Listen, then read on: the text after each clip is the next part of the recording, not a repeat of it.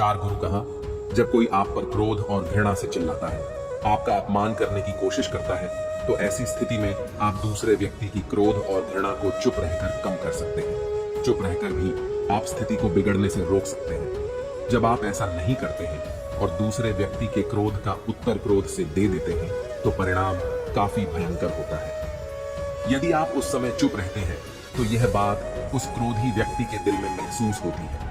जब क्रोध शांत हो जाता है, तो वह अपनी गलती पर पछताता है और इस बात की भी संभावना बढ़ जाती है कि को आगे आकर आपसे माफी मांगे अपनी गलती के लिए। और अगर वह माफी नहीं मांगता है, तो वह अंदर से दोषी महसूस करने लगता है और फिर अगली बार आप पर गुस्सा करने या नफरत करने से पहले कई बार सोचता है।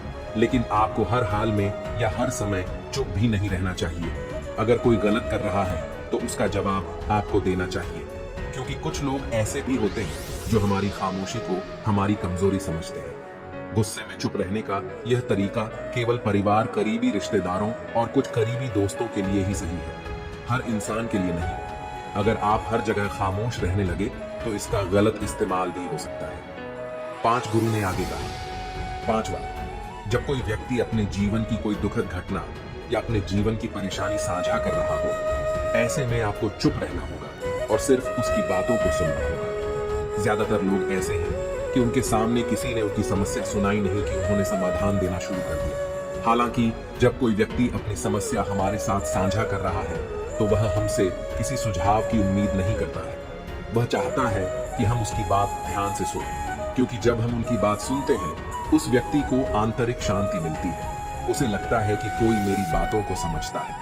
अधिकांश समय जब लोग अपनी समस्याओं को हमसे साझा करते हैं, तो वे हमें केवल अपनी बात बताना चाहते हैं। वे हमें से किसी भी प्रकार की सलाह नहीं चाहते, क्योंकि वे पहले से ही सभी तरह की सलाह जानते हैं जो हम उन्हें देने जा रहे हैं। मुसीबत के समय किसी व्यक्ति को सांत्वना देने का सबसे अच्छा तरीका उस व्यक्ति की बात को ध्यान से सुनना है जब हम बिना ध्यान दिए लोगों की बातों को ध्यान से सुनते हैं, बिना किसी सलाह के, तब उनकी आंखों में हमारे लिए सम्मान और स्नेह का भाव पैदा हो जाता है। उन्हें लगता है कि हम अधिक गंभीर, बुद्धिमान और शांत दिमाग वाले लोग हैं। इसलिए अब जब भी कोई अगली बार आपको अपनी समस्या बताए, तो बस उसकी बातों को ध्यान से सुने और जब तक वह आपसे ना मांगे, उसे किसी प्रकार की सलाह ना दे।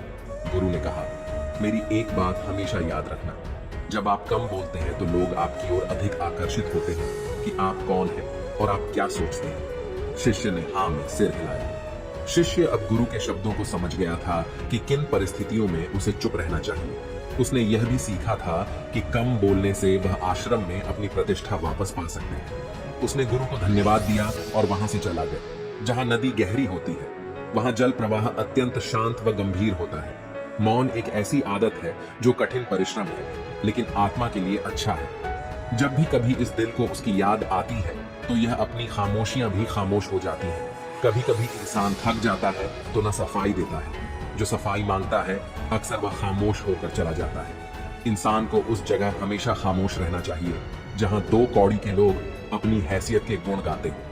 लफ्ज जिन्हें बयां न कर पाए, वह गुफ्तगू आप नजरों से कर लीजिएगा। हार तो हम दोनों की ही हुई है, फर्क बस इतना है कि वह खामोश है और मैं लिख रही हूँ। बोलने से तो सब समझ जाए।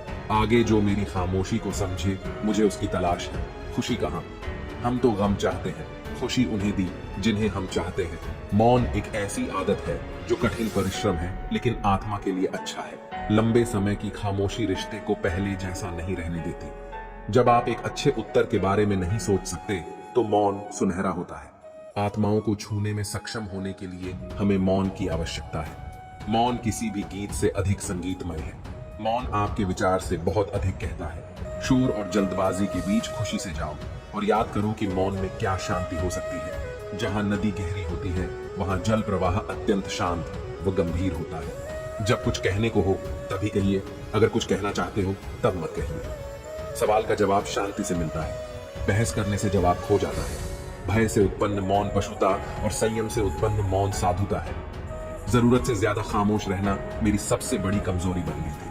आओ हम मौन रहें, ताकि फरिश्तों की काना फूसिंग जो घड़ा आधा भरा होता है वह ज्यादा बचता है, और जो पूर्णता भरा होता है वह मौन रहता है। अक्सर यह सोचता था कि खामोश क्यों हूं, तुम मुझे क्या पता था। मेरी बातों से परेशान हो। तुम हजारों के तेरे वादों में कोई एक तो सच्चा होता, मिले ही ना होते, तुझसे कभी यही अच्छा होता।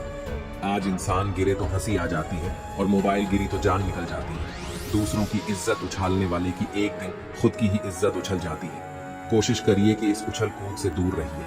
आजकल जो भी बोलना हो सोच समझ कर बोलना, बात जल्दी ही हवा में फैल जाती है और जब वह आपके पास लौट कर आती है तो अपना रूप बदल कर आती है और वह बात भी आती है जो आपने कभी कहीं नहीं।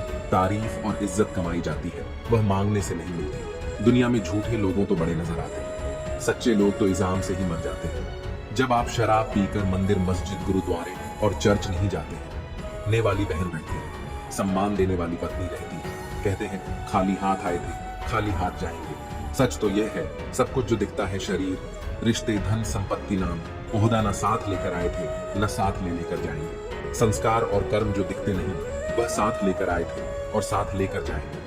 जो साथ नहीं जाएगा उसके लिए इतनी मेहनत करते हो, तो जो साथ जाएगा उसका भी ख्याल रखा करो। आत्मा भी अंदर है। जय श्री कृष्णा।